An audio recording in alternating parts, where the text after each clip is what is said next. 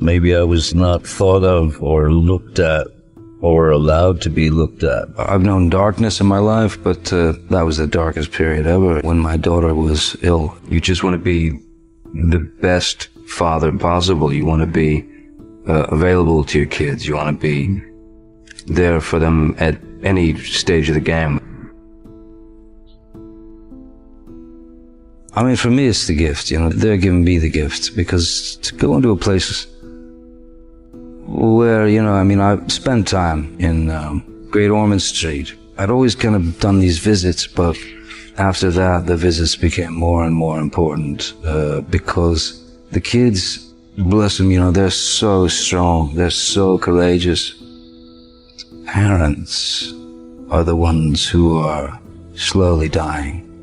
And to be able to bring a smile or a giggle to these people is, it means everything in the world to me, you know. It's a very strange, funny time where everybody would love to be able to be themselves, but they can't, because they must fall in line with the person in front of them. You want to live that kind of life, I wish you the best. I'll be on the other side somewhere, you know. People can hit the bottom many times. You know, you can drop straight to the bottom a billion times, but if you're lucky enough to find the basement, you're all right, you know. By the way, I've had about 17 comebacks, apparently. I keep wondering about the word comeback because I didn't go anywhere. I don't feel boycotted by Hollywood because I don't think about it. There were a lot of things going on, but man, you know, running between all of those raindrops, you learn so much, and so much to the degree where even the idea of bitter, you know, any bitterness or hatred or anything, you know, it's like asking a question, how are you doing? But what's underneath in the subtext is, God, I hate you.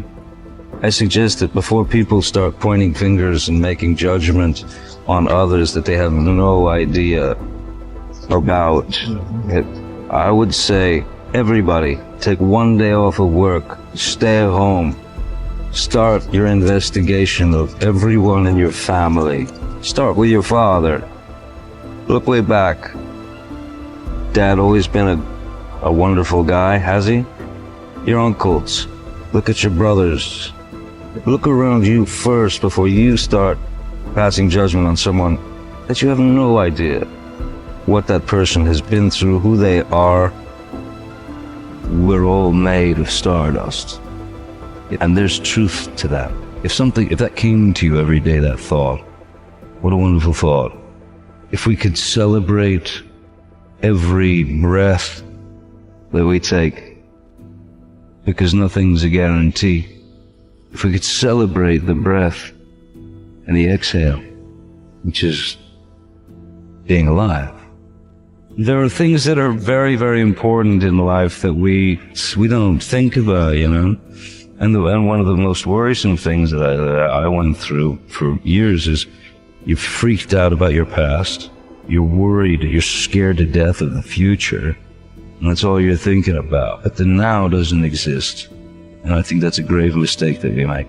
I believe what that comes down, for me, how I interpret it is, I knew at a certain point I needed to accept that everything that had happened to me in my life, every experience, bad, good, whatever, difficult, emotional, I knew that needed to be accepted, to incorporate it into my life, because otherwise I would be in the bug house.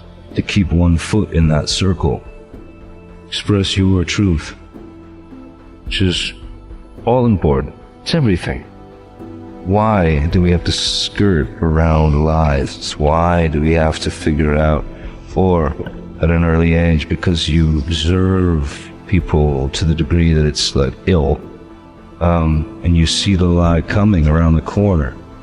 I can't, and no one should accept anything but the truth. It's easy to say I love you, but if it's not behind the eyes, if it's not in there, if it's not your truth that you've applied from whatever you got, then it's, and the audience will see it. We're in a place in this world, in my opinion, that we've gone to the very thing that we've always been fascinated with, which is some degree of voyeurism. Because we're in the 21st century. The world's come a long ways, and it's also regressed in a lot of ways. In terms of voyeurism, in terms of that illness to want to know what your neighbor's doing, and that it feels as if the illness of that is a very, very important and twisted part of our reality. And kids who need to speak and express themselves without judgment, without any kind of to be scolded for a thought. We've gone into this place where everything's a show, and it's become this kind of three-ring circus of the most negative or the most absurd or the most. We're ill. When there's a monolith, this Goliath in front of you, this massive enemy, and it all seems too much, or it seems too impossible, you know? Damien taught me something from the I Ching, and it's a symbol, and it's called the power of the small. It takes nothing but one person to start chipping away.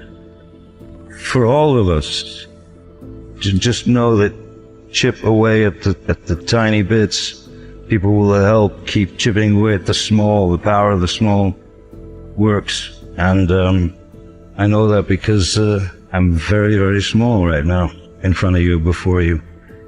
The best advice that I could give is observe everything. Quiet is better than loud. Simplicity is a great luxury. It doesn't last long. Hang on to it, because all the simplicities that you build become incredibly complex ultimately.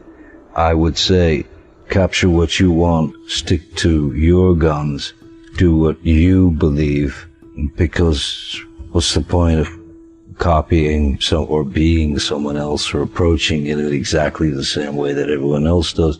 There's no point. If you're looking to try something, and even if you don't know what it is, stick to it, keep chipping away. Sometimes you have to wait for people to catch up with some of the things that you've created and brought to life. I limited myself. I don't think I'll ever call myself an artist. I don't believe that's my place. I can certainly, and I do, approach my work, my music, my whatever, as an artist, but that's when you're commencing on a blank page. Even if you're an artist, at that moment, you're an aspiring artist, because you don't know what comes next.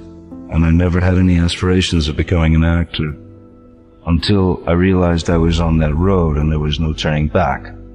I would hate to limit myself as me, as a human, to say, yeah, I'm an actor and that's it, or what those horrible things they call you, like celebrity. I never decided to be a celebrity. I've never signed a piece of paper that says, sure, I'll be a public figure. I would never complain about the fact that I've been so lucky and so fortunate to have been able to stick around in this industry and do the things that I love doing. I love the process of making films. I'm proud of the films that I've done because of the people that I've worked with. You start to realize things that you allowed yourself in life and things that you thought it best to let go of or walk away from in life. And sometimes those things are very dear to the point of it's truly a part of you.